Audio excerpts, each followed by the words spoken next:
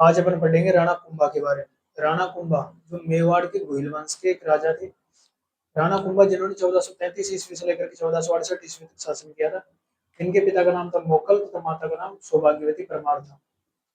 कुंभा के जो संरक्षक थे उनका नाम था रणमल। यानी कुंभा जब गद्दी पर बैठे थे तब ये छोटे थे, तो इनके राज कार्य को संभालता था रणमल। रणमल था हंसाबाई का भाई। हंसाबाई जो थी ये कुंभा की दादी थी। कुंभा जब छोटा था तो राज कार्य को संभालता था रणमल। और रण कुंभा के जो पिता थे मोकल, इसके समय भी मोकल का संरक्षक रणमल ही था। जिलवाड़ा के युद्ध में मोकल की सेना में कुछ सेनापति थे, चाचा मेरा और महपा बनवार। वही मोकल की हत्या कर देते हैं और वो विपक्ष के साथ मिल जाते हैं। यानी मोकल की हत्या चाचा मेरा द्वारा कर दी जाती है। कुंभा जब बड़ा होता है तो चाचा और मेरा को मार करके अपने पिता की हत्या का बदला लेता है। यह जानकारी पद्रना अभिलेख से प्राप्त होती है, जो 1435 ईस्वी का अभिलेख है। राणा कुंभा जिन्होंने 1433 से 1468 ईस्वी तक शासन किया, उनके पिता का नाम मोकल था। इनकी माता का नाम सौभाग्यवती परमार। इनका जो संरक्षक था वो रणमल था। कुंभा ने चाचा और मेरा को मार करके अपने पिता की हत्या का बदला लिया। यह जानकारी पद्रन अभिलेख से 1433 ईस्वी से प्राप्त होती है। और मेवाड़ में रणमल का जो प्रभाव था वो बढ़ गया कि कुंभा का संरक्षक रणमल था। अब राज कार्य को रणमल ही संभालता था। और जो सिसोदिया के नेता थे राघवदेव, उनको भी ये मरवा देता है। राघवदेव चुंडा का भाई था। ये चुंडा राणा लाखा का बेटा था। अब राज कार्य को संभालने वाला ये रणबल ही था। कुंभा जब बड़ा होता है तो कुंभा को मार करके रणबल राजा बनना चाह रहा था। तो रणबल को बाद में कुंभा बारबल की सहायता से मार देता है। रणबल का पुत्र जोधा जो था वो बीकानेर के कावनी गांव में शरण लेता है। बाद में हंसाबाई के द्वारा इन दोनों के बीच में संधि कर दी जाती है। जोधा और कुंभा के बीच में 1453 ईस्वी को आंवल बावल की संधि होती है। हंसाबाई ने चुंडा को वापस बुलाया। चुंडा जो था ये मालवा के होशंग शाह के पास चला गया था। अब आप सोच रहे हो कि चुंडा था कौन? जो हंसाबाई का जो पुत्र था मोकल, उसका संरक्षक था ये चुंडा। हंसाबाई जो था इसके पुत्र मोकल का प्रारंभिक संरक्षक ये चुंडा ही था। लेकिन हंसाबाई को जब चुंडा पर डाउट होने लगा तो चुंडा चला जाता है नाराज होकर के मालवा के होशंग शाह के पास। हंसाबाई ने अपने भाई रणबल को जोधपुर से संरक्षक के रूप में बुला लिया, मोकल का संरक्षक के रूप में। अब रणबल यहाँ कुछ समय रुकता है, मोकल का संरक्षक भी बनता है। बाद में मोकल का पुत्र हो जाता है कुंभा। कुंभा का संरक्षक भी ये रहा था। लेकिन अब रणबल जो था ये कुंभा को मार करके मेवाड़ की गद्दी पर बैठना चाह रहा था। इसलिए हंसाबाई ने चुंडा को वापस बुलाया मालवा से। चुंडा यहाँ पर आता है, रणमल की हत्या कर देता है। रणमल का पुत्र जोधा भागकर चला जाता है बीकानेर के काउनी गांव में, जहां पर इसको शरण दी जाती है। जोधा और कुंभा के बीच में बाद में संधि करवाती है हंसाबाई। इस संधि के तहत जोधा को वापस उनका राजधानी मंडोर दे दिया जाता है। इस संधि के तहत जोधा को मंडोर वापस दे दिया जाता है तथा सोजत पाली को मेवाड़ और मारवाड़ की सीमा बनाया जाता है। जोधा ने अपनी पुत्री श्रृंगार कंवर का विवाह कुंभा के पुत्र रायमल के साथ कर दिया था। कुंभा जब गद्दी पर बैठता है तो ये आसपास के राजाओं के साथ युद्ध लड़ता है। कुंभा जिस समय गद्दी पर बैठा हुआ था मेवाड़ की, उस समय मालवा की गद्दी, मालवा जो मध्य प्रदेश का एरिया था उसे मालवा के नाम से जाना जाता था, मालवा की गद्दी पर बैठा हुआ था महमूद खिलजी प्रथम। कुंभा और मालवा के महमूद खिलजी प्रथम के बीच में एक युद्ध होता है, सारंगपुर का युद्ध। 1437 ईस्वी को यह युद्ध होता है। सारंगपुर युद्ध के कुछ प्रमुख कारण थे। पहला कारण तो इसके यह था कि दोनों राजा अपने साम्राज्य का विस्तार करना चाह रहे थे। दूसरा कारण यह था कुंभा के जो पिता के जो हत्यारे थे उनको उसने शरण दी थी मालवा के महमूद खिलजी प्रथम ने। और कुंभा ने भी मालवा के महमूद खिलजी प्रथम के जो विद्रोही था उमर खान, उसकी सहायता की और उसने सारंगपुर पर अधिकार कर लिया था। दोनों के बीच में युद्ध के प्रमुख कारण थे। सारंगपुर का युद्ध होता है 1437 ईस्वी में, जिसमें कुंभा विजयी रहता है। मालवा का महमूद खिलजी प्रथम इसमें पराजित हो जाता है। सारंगपुर विजय के उपलक्ष्य में कुंभा चित्तौड़गढ़ में विजय स्तंभ का निर्माण करवाता है। सारंगपुर युद्ध के क्या कारण रहे थे? तो पहला कारण यह था कि दोनों राजा अपने साम्राज्य का विस्तार करना चाहते थे। दूसरा कारण था महमूद खिलजी ने मोगल के हथियारों को शरण दी। तीसरा कारण था कुंभा ने महमूद खिलजी के विद्रोही उमर खान की शरण दी तथा उसे सारंगपुर पर अधिकार कर लिया था उमर खान ने। कुंभा इस युद्ध में विजयी रहता है और इस सारंगपुर विजय के उपलक्ष्य में कुंभा ने चित्तौड़गढ़ में विजय स्तंभ का निर्माण करवा दिया था। ये कुंभा की सारंगपुर विजय थी। नागौर में राजगद्दी को लेकर के मुजाहिद खान शम्स खान के बीच में उत्तराधिकारी संघर्ष चल रहा था। इसमें कुंभा साथ दे देता है शम्स खान का। तो कुंभा ने मुजाहिद खान के खिलाफ शम्स खान की जब सहायता की, लेकिन शम्स खान ने थोड़े समय पश्चात कुंभा को टैक्स देने से मना कर दिया और शम्स खान सहायता के लिए चला जाता है गुजरात के कुतुबुद्दीन शाह के पास। कुंभा को जब ये पता चलता है तो कुंभा ने गुजरात के कुतुबुद्दीन शाह और नागौर के शम्स खान दोनों को पराजित कर दिया। अब गुजरात का कुतुबुद्दीन शाह सहायता के लिए जाता है मालवा के महमूद खिलजी प्रथम के पास। कुंभा ने भी सारंगपुर के युद्ध में जो महमूद खिलजी प्रथम को पराजित किया था, इस महमूद खिलजी प्रथम के पास चला गया गुजरात का कुतुबुद्दीन शाह। अब मालवा का महमूद खिलजी प्रथम और गुजरात का कुतुबुद्दीन शाह दोनों आपस में एक संधि करते हैं, चंपानेर की संधि 1456 ईस्वी को। और एक इसी संधि का यह निर्णय लिया गया था कि मेवाड़ का अधिकार करके आपस में बांटना है। कुंभा को पराजित करके मेवाड़ का बंटवारा करना है, आधा तो रखेगा गुजरात और आधा रखेगा मालवा। लेकिन कुंभा ने बदनौर के युद्ध में 1457 ईस्वी के इनके बीच में युद्ध होता है, बदनौर का युद्ध, इसमें कुंभा ने गुजरात के कुतुबुद्दीन शाह और मालवा के महमूद खिलजी प्रथम को पराजित कर दिया। नागौर का जो उत्तराधिकारी संघर्ष था, कुंभा ने नागौर के मुजाहिद खान के खिलाफ शम्स खान की सहायता कर दी थी, लेकिन थोड़े समय पश्चात ही शम्स खान ने कुंभा के खिलाफ विद्रोह कर दिया, तथा गुजरात के कुतुबुद्दीन शाह के पास सहायता के लिए चला जाता है। कुंभा ने शम्स खान तथा गुजरात के कुतुबुद्दीन शाह दोनों को पराजित कर दिया। अब एक संधि होती चंपानेर की संधि 1456 ईस्वी में, कि गुजरात का कुतुबुद्दीन शाह प्लस मालवा के महमूद खिलजी प्रथम के बीच में संधि हो रही है। इस संधि का उद्देश्य गया था इस संधि का उद्देश्य रखा गया था कि मेवाड़ का विभाजन करके आपस में बांटना है, कुंभा को पराजित करना है। और बाद में इसी युद्ध होता है बदनूर का युद्ध 1457 ईस्वी को। लेकिन इन दोनों की परियोजना जो कि वो असफल रहती है और कुंभा इन दोनों को ही पराजित कर देता है। तो इस संधि का उद्देश्य क्या था, यानी चंपानेर संधि का उद्देश्य था कि कुंभा को हरा करके मेवाड़ का विभाजन करना चाह रहे थे। बदनौर का युद्ध होता है 1457 ईस्वी को। बदनौर का युद्ध कुंभा और मालवा तथा गुजरात की संयुक्त सेना के बीच में होता है, यानी कि मालवा के महमूद खिलजी प्रथम तथा गुजरात के कुतुबुद्दीन शाह ने चंपानेर की संधि की और कुंभा को पराजित करना चाह रहे थे। बदनौर के युद्ध में कुंभा ने इन दोनों को ही पराजित कर दिया। कुंभा ने सिरोही के सहसमल देवड़ा को पराजित किया। तो कुंभा ने किन किन के साथ युद्ध लड़े, वो अपने सारंगपुर का युद्ध लड़ा 1437 ईस्वी को। सारंगपुर के युद्ध में इसने मालवा के महमूद खिलजी प्रथम को पराजित किया। फिर इसने नागौर का उत्तराधिकारी संघर्ष में शम्स खान को पराजित करता है, गुजरात के कुतुबुद्दीन शाह को पराजित कर देता है, तो गुजरात के कुतुबुद्दीन शाह और मालवा के महमूद खिलजी प्रथम इन दोनों को पराजित करता है ये बदनौर के युद्ध में, तथा सिरोही के सहसमल देवड़ा को पराजित कर देता है। अब कुंभा की सांस्कृतिक उपलब्धि कहती है, यानी इन्होंने कुछ किस चीजों का निर्माण करवाया, स्थापत्य कला कहती कौन सी। महाराणा कुंभा की सांस्कृतिक उपलब्धि में आएगी उसके पहले स्थापत्य कला। उसने किन चीजों का निर्माण कार्य करवाया। स्थापत्य कला, कुंभा को राजस्थान की स्थापत्य कला का जनक कहा जाता है। स्थापत्य कला में पहली चीज आती है, उसने विजय स्तंभ का निर्माण करवाया। विजय स्तंभ का निर्माण 1440 से 1448 ईस्वी के बीच में हो गया था। विजय स्तंभ के कुछ उपनाम भी है, इसे कीर्ति स्तंभ, इसे विष्णु ध्वज, गरुड़ ध्वज, भारतीय मूर्ति कला का विश्वकोश और मूर्तियों का अजायब घर भी कहा जाता है। तो विजय स्तंभ के अंदर जो है बहुत सारी मूर्तियां उत्कीर्ण होने के कारण इसे मूर्तियों का अजायब घर कहा जाता है। ये 122 फीट ऊंचा है तथा 30 फीट इसकी चौड़ाई भी है। विजय स्तंभ चित्तौड़गढ़ जिले में स्थित है, 9 मंजिला इमारत है। इसकी 8वीं मंजिल पर एक भी मूर्ति नहीं है। इसकी 5वीं मंजिल पर जो इसके निर्माण करता थे, जेता, पूंजा, नापर, पोमा, 4 व्यक्तियों ने इसका निर्माण किया था। जेता, पूंजा, नापा, पोमा, उनकी मूर्तियां बनी हुई है 5वीं मंजिल पर। इसकी 3री मंजिल पर 9 बार अरबी भाषा में अल्लाह शब्द लिखा हुआ है। विजय स्तंभ के ऊपर एक प्रशस्ति भी है, जिसका नाम है कीर्ति स्तंभ प्रशस्ति। यह भी 1460 ईस्वी की है। अत्रि और महेश भट्ट द्वारा यह प्रशस्ति लिखी गई थी, जिसमें कुंभा के साहित्य, निर्माण कार्य, इन सभी की इनकी उपाधियां, इनकी जानकारी प्राप्त होती है। विजय स्तंभ 1440 से 48 ईस्वी के बीच में कुंभा ने इसका निर्माण करवा दिया। विजय स्तंभ के उपनाम हो गए कीर्ति स्तंभ, गरुड़ ध्वज, विष्णु ध्वज, भारतीय मूर्ति कला का विश्वकोश और मूर्ति का जय। इसकी ऊंचाई 122 फीट है, इसकी चौड़ाई 30 फीट रही। विजय स्तंभ एक 9 मंजिला इमारत है। इसकी 8वीं मंजिल पर एक भी मूर्ति नहीं है। इसकी 5वीं मंजिल पर निर्माणकर्ताओं की मूर्तियां हैं, जेता, पूंजा, नापा और पोमा की। इसकी 3री मंजिल पर 9 बार अरबी भाषा में अल्लाह शब्द लिखा हुआ है। इस पर एक प्रशस्ति लगी हुई है, जिसका नाम है कीर्ति स्तंभ प्रशस्ति, 1460 ईस्वी की है। इसके रचयिता है अत्रि और महेश भट्ट। इस प्रशस्ति में कुंभा के विजय, साहित्य, निर्माण कार्य, उपाधियों की जानकारी प्राप्त होती है। अभी जो विजय स्तंभ है, इसका पुनर्निर्माण करवाया था महाराणा स्वरूप सिंह ने। कर्नल जेम्स टोड ने विजय स्तंभ की तुलना की कुतुब मीनार से, तथा एक व्यक्ति और है फर्ग्यूसन, जिसने इसकी तुलना रोम के टार्जन टावर से की है। कीर्ति स्तंभ जो प्रशस्ति है, इस प्रशस्ति में कुंभा के विजय, साहित्य, निर्माण कार्य तथा उपाधियों की जानकारी प्राप्त होती है। महाराणा स्वरूप सिंह ने विजय स्तंभ का पुनर्निर्माण करवाया था।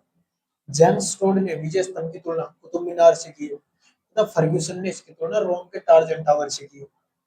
राजस्थान की पहली इमारत है जिस पर डाक टिकट जारी किया गया है। विजय स्तंभ ये 3 चीजों का प्रतीक चिन्ह, राजस्थान पुलिस, माध्यमिक शिक्षा बोर्ड अजमेर और अभिनव भारत। विजय स्तंभ प्रतीक चिन्ह राजस्थान पुलिस का, राजस्थान माध्यमिक शिक्षा बोर्ड अजमेर और अभिनव भारत, इन तीनों का प्रतीक चिन्ह है। अभिनव भारतीय वीर सावरकर का संगठन था। चित्तौड़गढ़ में विजय स्तंभ के अलावा एक और कीर्ति स्तंभ है जो 7 मंजिला है, जिसका निर्माण 12वीं शताब्दी में किया गया था, कुमार सिंह के शासनकाल में किया गया था। जीजा साहब बघेरवाल ने इसका निर्माण करवाया था। और ये जैनों के जो तीर्थंकर थे, ऋषभ देव जी, जिन्हें आदिनाथ जी भी कहा जाता है, उनको समर्पित है। और इस स्तंभ को यानी कीर्ति स्तंभ को आदिनाथ स्तंभ भी कहा जाता है। तो कीर्ति स्तंभ ये चित्तौड़गढ़ के किले में स्थित है। पूरे 7 मंजिला है। इसका निर्माण 12वीं शताब्दी में कुमार सिंह के शासनकाल में जैन व्यापारी जीजा साहब बघेरवाल ने इसका निर्माण करवाया था। ये आदिनाथ जी को समर्पित है। आदिनाथ जी ने ऋषभ देव जी भी कहा जाता है। ये जैनों के तीर्थंकर थे, इनको समर्पित है। तो ये आदिनाथ स्तंभ कहा जाता है कीर्ति स्तंभ को। कविराज श्यामलदास की एक रचना है वीर विनोद, जिसके अनुसार कुंभा ने मेवाड़ में 84 में से 32 किलो का निर्माण करवाया था। ये कवि राजा उपाधि है इनकी, श्यामल दास जी इनका नाम है। श्यामल दास जी की उपाधि है कवि राजा। कवि राजा श्यामल दास की एक रचना है वीर विनोद। वीर विनोद के अनुसार मेवाड़ में 84 किले थे, जिनमें से 32 किलो का निर्माण अकेले कुंभा ने ही करवाया था। तो कुंभा ने मेवाड़ में कौन कौन से किले बनवाए वो एक एक अपन देखते हैं। राणा कुंभा ने कुंभलगढ़ किले का निर्माण करवाया, जो राजसमंद जिले में स्थित है।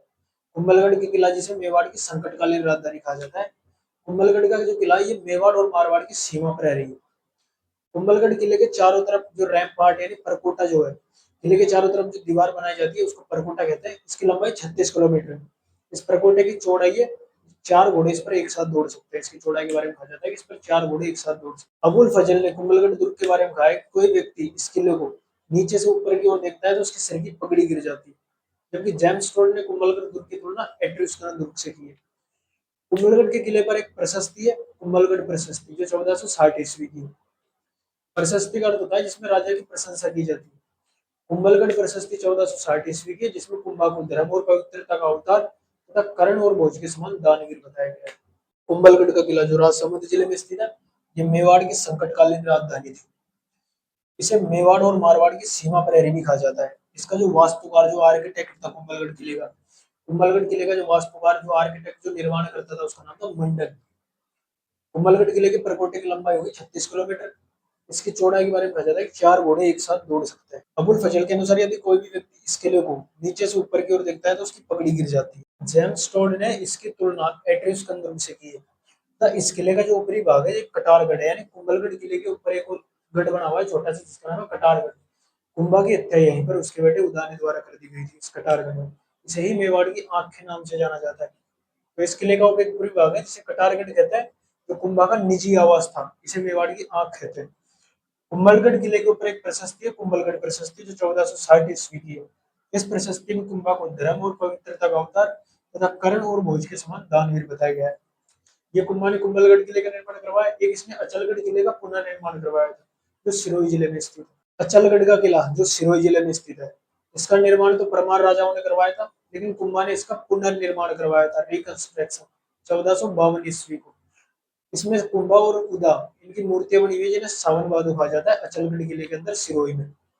सिरोही में इसने एक और किले का निर्माण करवाया जिसका नाम है बसंतगढ़ का किला। मचान का किला मेर जाति पर नियंत्रण के लिए बनाया गया था, तथा उदयपुर में इसने एक भोमट का किला बनाया भील जाति पर नियंत्रण के लिए। अचलगढ़ का किला तो हो गया सिरोही, जो परमारों ने इस किले का निर्माण करवाया था, और 1452 ईस्वी को कुंभा ने इस किले का पुनर्निर्माण करवाया। इस दुर्ग में कुंभा तथा उदा, जो कुंभा का बेटा था उदा, इनकी मूर्तियां लगी हुई है, जिन्हें सावन बादो कहा जाता है। एक बसंतगढ़ का किला जो सिरोही जिले में स्थित है, इसका निर्माण भी कुंभा ने करवाया था। एक मचान का किला जो सिरोही जिले में स्थित है, जो मेर जाति पर नियंत्रण के लिए स्थापित करवाई गई थी मचान के किले की। एक भोमट का किला जो उदयपुर जिले में स्थित है, जो भील जाति पर नियंत्रण के लिए बनाया गया था। कुंभा ने किलों के अलावा कुछ मंदिरों का भी निर्माण करवाया था। कुंभा ने मंदिरों में पहला तो मंदिर बनाया था कुंभ स्वामी मंदिर। कुंभ स्वामी जो मंदिर था ये 3 स्थानों पर बनाया गया था, एक चित्तौड़गढ़, एक कुंभलगढ़ और एक अचलगढ़ में। इसके अलावा इसके काल में एक शांतिनाथ जैन मंदिर बनाया गया था, जिसे श्रृंगार चौरी मंदिर भी कहा जाता है, जो बनाया था वेलका भंडारी ने, जो कुंभा का कोषाध्यक्ष था। इसके अलावा एक मंदिर और रणकपुर जैन मंदिर बनाया गया था पाली जिले में। इसका वास्तुकार तो दीपाक था। ये जो मंदिर बनाया गया था, ये जैन व्यापारी था धरणक्षार, जिसने मथाई नदी के किनारे इसका निर्माण करवाया था। और ये रणकपुर जो जैन मंदिर है, इसका निर्माण 1439 ईस्वी को हुआ था।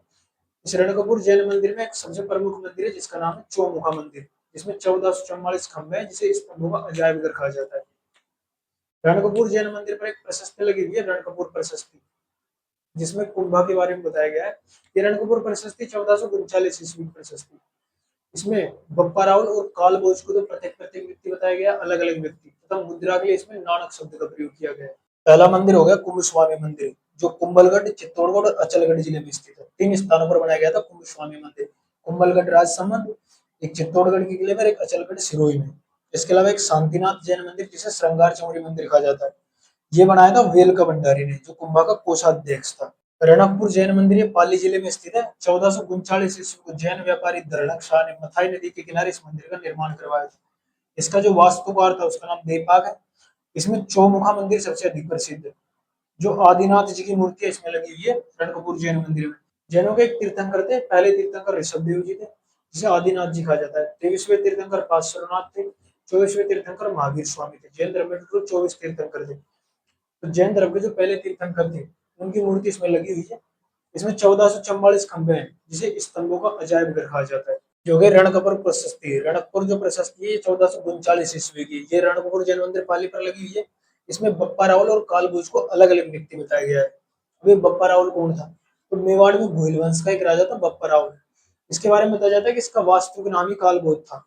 लेकिन ये जो रणकपुर प्रशस्ति है इसमें बप्पा रावल और कालबोझ को अलग अलग व्यक्ति बताया गया है, तथा इसमें मुद्रा के लिए नानक शब्द का प्रयोग किया गया है। अपन पढ़ रहे हैं कुंभा की सांस्कृतिक उपलब्धियां, जिसमें अपन ने देखे कुंभा की स्थापत्य कला, इन्होंने कौन कौन से चीजों का निर्माण करवाया। इन्होंने विजय स्तंभ का निर्माण करवाया। इन्होंने कौन से दुर्ग वगैरह बनाए, कौन से मंदिर बनाए, वो सब अपन ने देख लिया। अब कुंभा ने कौन कौन से ग्रंथ लिखे, साहित्य, वो अपन देखते हैं। राणा कुंभा जो थे इनके संगीत के प्रति रुचि थी, तो उन्होंने संगीत से संबंधित कुछ ग्रंथ लिखे। ये वीणा भी बजाते थे। इनके संगीत के गुरु थे सारंग व्यास। राणा कुंभा ने कौन कौन से साहित्य लिखे? तो पहला साहित्य था इनका, एक सबसे इंपॉर्टेंट साहित्य संगीत राज। इसके अलावा इन्होंने संगीत मीमांसा, संगीत क्रम दीपिका, संगीत सुधा, सुधा प्रबंध, कामराज रतिसार और हरिवार्तिक जैसे ग्रंथ लिखे थे। कामराज रतिसार के 7 भाग है और संगीत राज इसके 5 भाग है।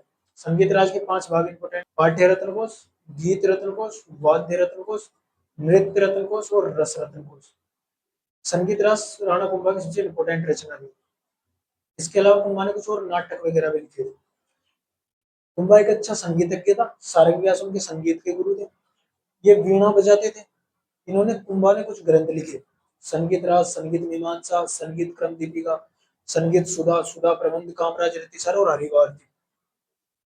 संगीत राज इसके 5 भाग हो गए: पाठ्य रत्न कोश, गीत रत्न कोश, वाद्य रत्न कोश, नृत्य रत्न कोश और रस रत्न कोश। और कामराज रतिसार इसके 7 भाग थे। कुंभा ने कुछ नाटक लिखे, कुछ ग्रंथों पर टीका भी लिखी थी। उन्होंने जयदेव के गीत गोविंद पर टीका लिखी।